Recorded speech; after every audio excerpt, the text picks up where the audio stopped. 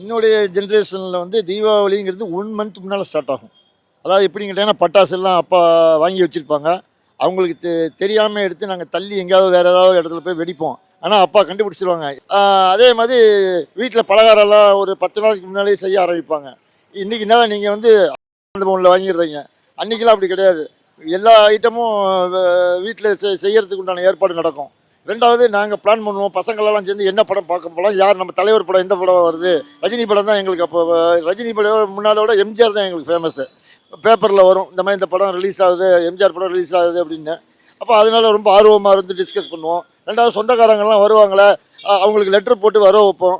அப்போ யாரெல்லாம் வரப்போகிறாங்க, எல்லாருக்கும் லெட்ரு போட்டிருப்போம். யாரெல்லாம் வரப்போகிறாங்க அப்படின்னு அவங்களோட லெட்ரு எங்களுக்கு வரும்.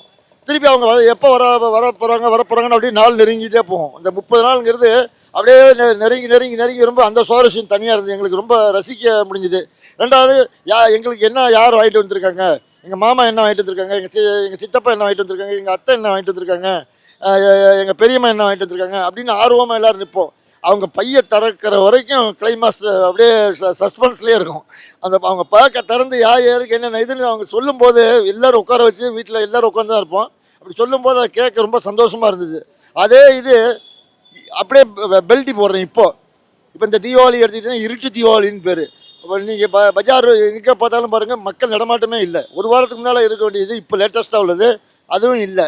2வது எல்லோரும் வீட்டில் செய்வாங்கன்னு பார்த்தா எல்லாம் வந்து ஸ்வீட் ஸ்டாலில் தான் நிற்கிறாங்க. 2வது கை கொடுத்து காசு வாங்குறதுக்கு மேலாக கம்பெனியில் கொடுப்பாங்களே, ஃப்ரெண்டு கொடுப்பானே, இது ஒரு பக்கம் ஓடிக்கிட்டு இருக்குது.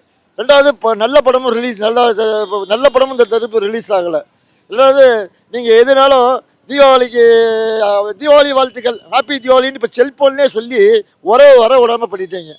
உறவுலாம் வருது கிடையாது. ஏம்மா இப்போ தங்கச்சிக்குன்னா தீபாவளிக்கு காசு கொடுக்கணும். இப்போ அப்படி இல்லை. அம்மா 501 ரூபா ஜிபே அனுப்பியிருக்கேம்மா, 1100 ரூபா உனக்கு ஜிபே அனுப்பிடுவாங்க. நாங்கள் அன்றைக்கெல்லாம் அப்படி கிடையாது.